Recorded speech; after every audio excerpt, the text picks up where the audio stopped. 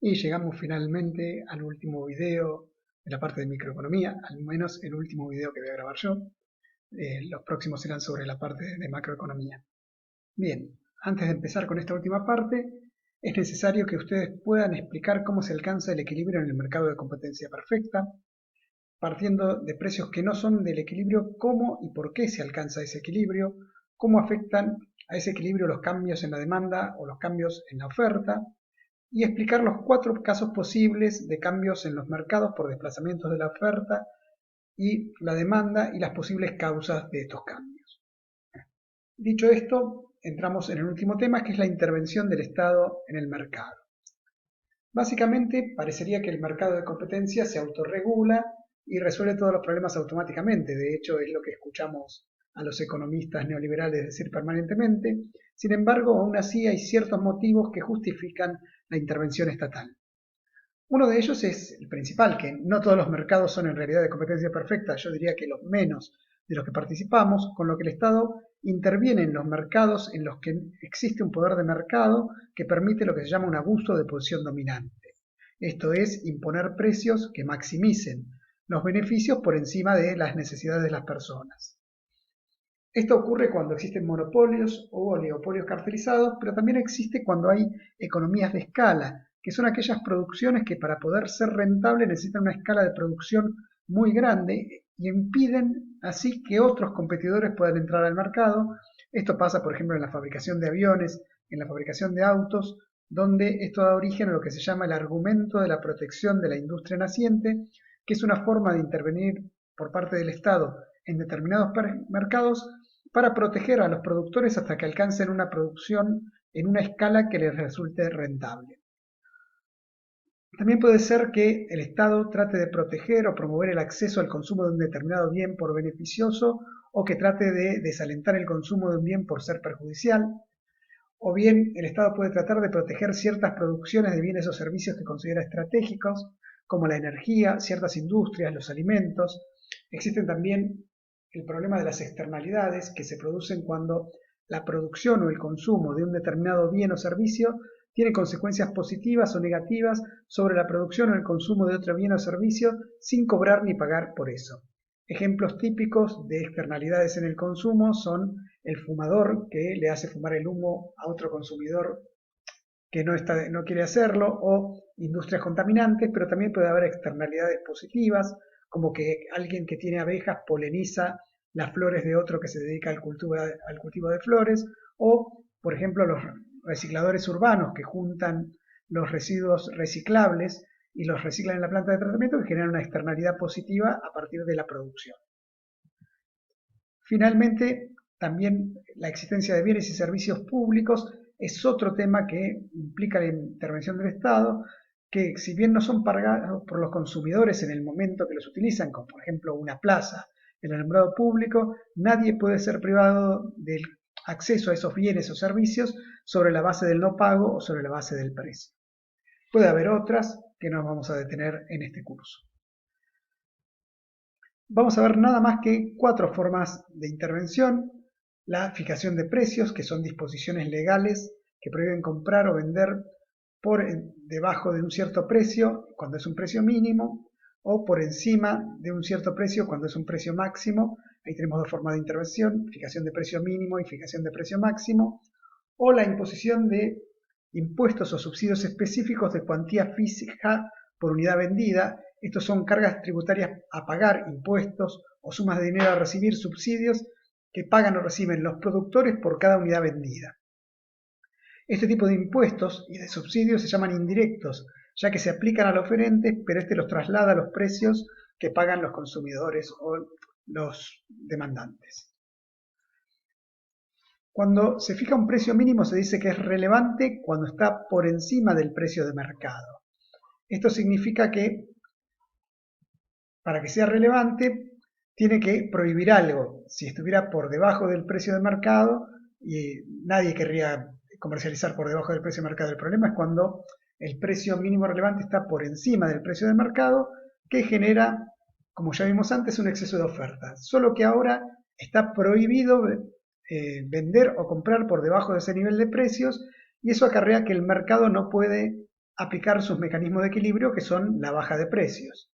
Lo que ocurre en estos casos es que generalmente se trata de beneficiar al oferente, al productor. Ejemplos de estos precios son el salario mínimo vital y móvil en el mercado de trabajo, o el precio sostén en la agricultura, o el llamado precio de barril criollo en el petróleo, que aun cuando los precios internacionales del petróleo están muy bajos, el gobierno decide pagar un precio más o menos alto comparativo con el del mercado por el barril para proteger la producción petrolera. Ese exceso de oferta que se produce y no se reduce legalmente por los mecanismos del mercado genera un desequilibrio en el mercado que tiene los siguientes efectos. Aparecen mercados negros, por ejemplo, si el salario mínimo vital y móvil es determinado valor y hay gente dispuesta a trabajar por debajo de ese precio, los contratan en negro, o que se genera o se produce más mercadería de la que se puede vender porque no hay demanda y que se destruyan los excedentes. En ese caso, la medida que en largo plazo generalmente termina produciendo mercados negros como el del dólar, que son más organizados que los mercados oficiales, son comprar el Estado parte de la producción, pero en ese caso otorgar cuotas de mercado, es decir, que a cada productor se le asigna una determinada cuota y no puede vender toda la cantidad que querría vender a ese nivel de precios. El precio máximo relevante es el que impide vender por encima de ese nivel de precios. Es relevante cuando está por debajo del precio de mercado, que como ya vimos producía un exceso de demanda. La gente estaría dispuesta a pagar más precios y comprar menos, los productores estarían dispuestos a vender por más precios y pagar más, pero está prohibido vender por ese nivel de precios. En ese caso aparece un exceso de demanda que no desaparece por los mecanismos de mercado que consistían en que el precio subiera y si bien lo que se pretende es beneficiar al demandante o al consumidor, tiene sus inconvenientes. Ejemplos de estos son los precios cuidados o los precios máximos, la regulación de tarifas de servicios públicos. Lo que se produce es un efecto que es un exceso de demanda que no se reduce legalmente, como ya dijimos, por los mecanismos de mercados, ya que el mecanismo de mercado implicaría vender por encima del precio mínimo y eso está prohibido, y aparecen desabastecimientos y mercados negros, y muchas veces debe ir acompañada la medida por un razonamiento. Esto del desabastecimiento lo vemos cuando queremos ir a comprar el aceite a precios cuidados y o no hay, o pone un racionamiento que dice máxima 2 unidades por persona o 1 unidad por persona. Otro de los mecanismos es el impuesto de cuantía física, como ya dijimos, que el oferente traslada al precio. Si T es el precio del impuesto unitario, lo que va a pasar va a ser que la curva de oferta se va a desplazar hacia arriba sumando el impuesto T a cada nivel de precios. En este caso hay una disminución de la oferta y como ya dijimos antes se llega a un nuevo punto de equilibrio que está en la vieja demanda y la nueva oferta y vamos a ver cómo afecta eso a los distintos actores económicos. Porque si bien ahora se vende menos cantidad, la cantidad QE'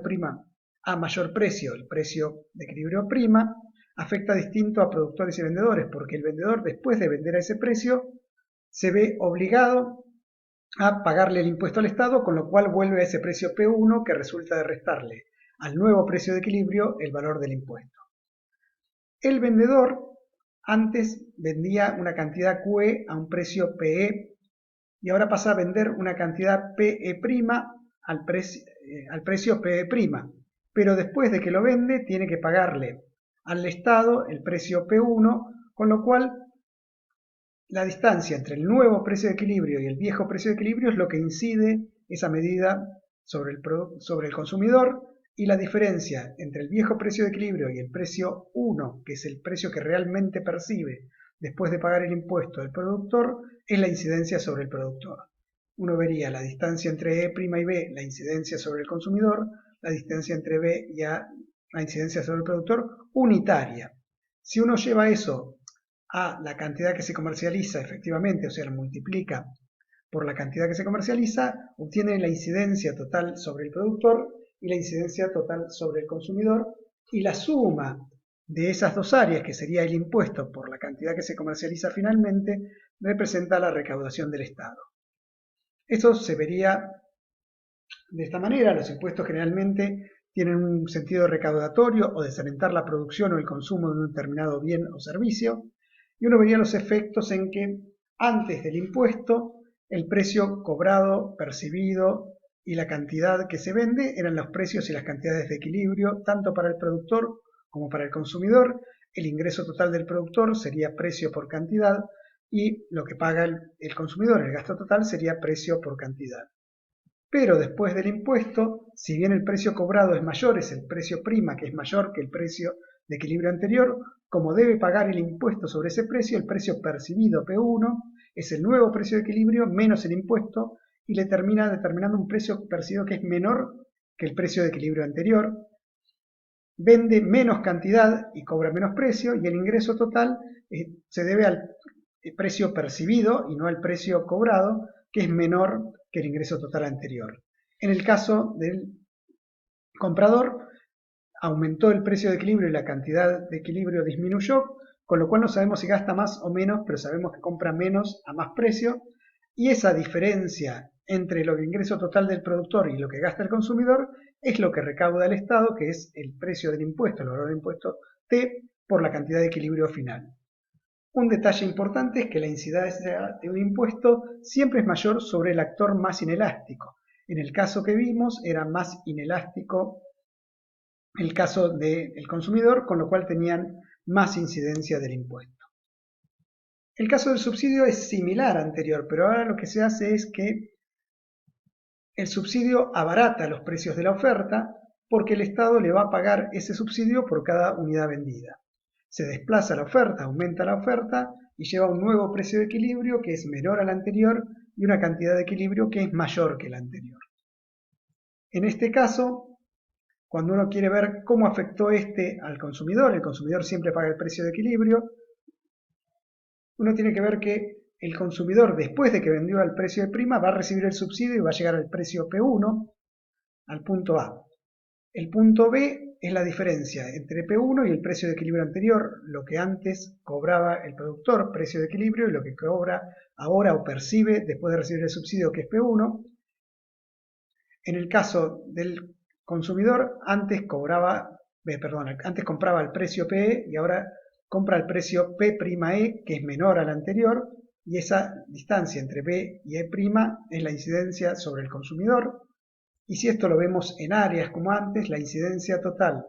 sobre el consumidor es la incidencia unitaria multiplicada por la cantidad que se comercializa en el nuevo equilibrio, y la incidencia total sobre el productor es la diferencia entre P1, lo que percibe ahora, y el precio de equilibrio anterior, lo que cobraba, por la cantidad que se comercializa después del subsidio.